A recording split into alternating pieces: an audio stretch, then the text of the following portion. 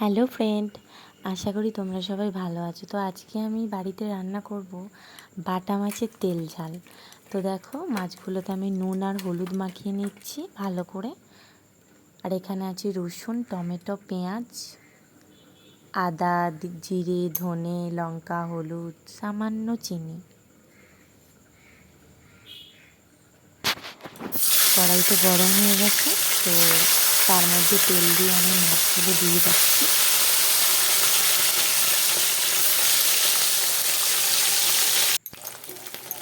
মাছগুলো হালকা করে উল্টে পাল্টে ভেজে নিলাম। ভেজে নিয়ে দেখো, আমার মাছ ভাজাটা কিন্তু কমপ্লিট। এবার ঝালটা করব। তো ফোড়নের জন্য কালো জিরে, রসুন, পেঁয়াজ, কেটে রাখা টমেটো,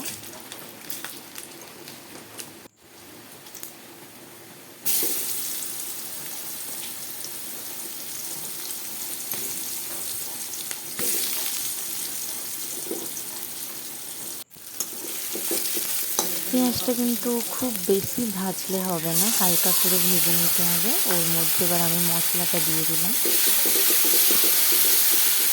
সামান্য একটু নাড়াচাড়া করে আমি অল্প জল দিলাম।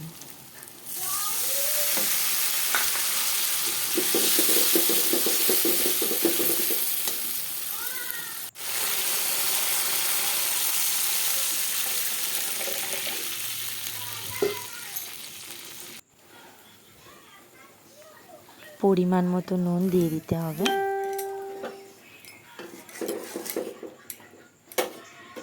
ঝোলটা ফুটে গেছে কিন্তু আমার তেল ঝালের জন্য। তো এরপর আমি মাছগুলো দিয়ে দিচ্ছি।